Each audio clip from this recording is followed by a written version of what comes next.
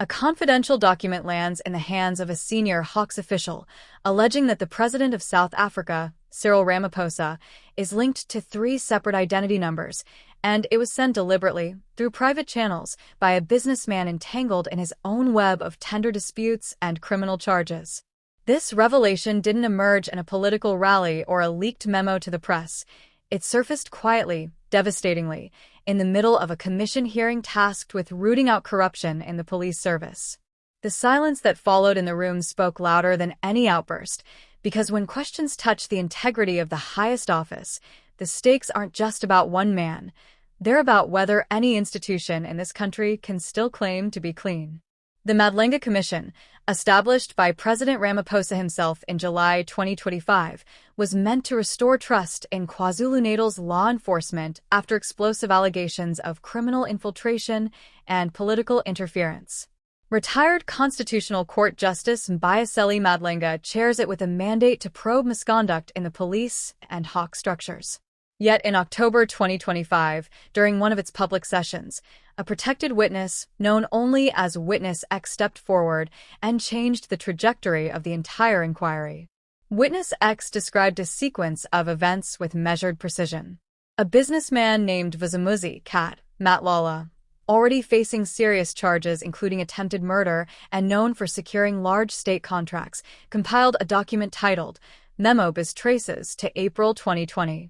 This file, according to the testimony, contained details suggesting multiple identity numbers registered under President Ramaphosa's name and home affairs records. Matlala didn't keep it to himself. He forwarded it directly to Major-General Lesetja Senona, the head of the KwaZulu-Natal Hawks, via WhatsApp in April 2025. More witnesses followed, including senior Home Affairs officials who could clarify record-keeping practices and Hawks personnel who might explain Senona's conduct. Civil society groups demanded independent verification, arguing that when allegations reach the head of state, even if later explained as errors, transparency is non-negotiable. Neither the presidency nor the Hawks rushed to comment on the specific exchanges at the time. That initial silence allowed speculation to grow among analysts who warned that perceptions of irregularity, whether founded or not, erode institutional trust at a fragile moment for South Africa. Matlala's background adds layers of complexity. His companies secured substantial government deals, faced accusations of fronting and performance issues, and now he stands accused in serious criminal matters. Operating at the intersection of business and state power often invites controversy, but private access to a provincial Hawks leader takes it to another level. The WhatsApp discussions reportedly covered more than the identity file. They touched on tender cancellations worth hundreds of millions, internal SAP's dynamics, and litigation tactics. When a law enforcement general engages this deeply with one side of a dispute, impartiality comes into question. Could such relationships influence which cases get priority or which contracts face scrutiny? Tender corruption remains one of South Africa's most persistent challenges. Billions flow through contracts for policing equipment, health services, and infrastructure, yet irregularities recur, favoritism claims, sudden terminations, costly legal battles. Medicare 24's lost deals fit this familiar pattern, but the alleged personal support from Senona elevates it from routine dispute to potential abuse of position. The Commission's investigators secured the digital evidence, building toward possible disciplinary steps or recommendations on oversight. But with presidential data indirectly implicated, political sensitivities are inevitable. Will the final report address these exchanges fearlessly, or will caution prevail?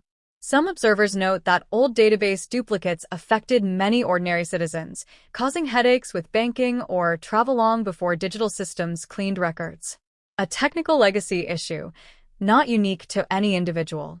Yet weaponizing such information, even innocently explained, in private law enforcement channels changes the context entirely. If Matlala believed the document could help his cause, it represents a troubling escalation in how business disputes are fought. Using purported presidential record anomalies as potential ammunition undermines faith in neutral institutions. Does that possibility worry you more than the discrepancies themselves? Public accountability requires answers on multiple fronts: the relationship dynamics, protocol adherence, information flow. Why did extensive private communication occur over months? Did any advice cross into improper influence? As hearings continued into late 2025 and early 2026, the Commission received interim reports while broader reforms were promised. President Ramaphosa vowed full implementation of findings to reposition the police service. Yet implementation gaps have haunted past inquiries. Will this one break the cycle? Civil society voices insist full disclosure remains the only path to dispel doubt. Verify records openly, explain anomalies thoroughly, investigate improper channels rigorously. Anything less leaves room for narratives of elite protection. Political watchers highlight the timing amid economic pressures, service delivery protests, and lingering state capture fallout. Revelations, or misinterpretations, of presidential record issues risk distracting from urgent national challenges while feeding cynicism about accountability. Matlala's dual role as sender of sensitive data and defendant in other cases creates tangled optics. A contractor fighting lost deals allegedly shares presidential information with a sympathetic official now under scrutiny. Familiar echoes of institutional entanglement. The Commission stands at a defining moment. Pursue every thread without fear or favor, even when proximity to power feels uncomfortable. The integrity of the process itself is now part of the test. No immediate detailed response from implicated parties left early speculation unchecked. In democracies, leaders' records matter because they underpin trust in decision-making. Fundamental questions about identity documentation strike at that foundation.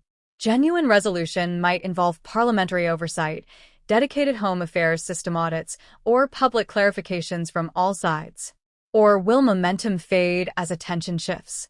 These events expose persistent interconnections between private disputes, tender wars, and state authority. One file, one private message, forces national reckoning with transparency gaps. As the Madlanga Commission proceeds into 2026, implications extend beyond single testimonies. They probe whether institutions can self-correct when trails lead close to the top. The story remains open, more evidence, potential responses, clarifications ahead. But the lingering unease persists.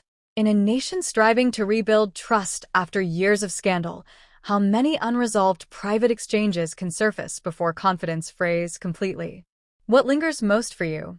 The explained database anomalies, the documented Hawks-businessman relationship, or the broader vulnerabilities they reveal in power structures? The questions belong to every citizen watching this unfold, and the answers will shape faith in governance for years to come.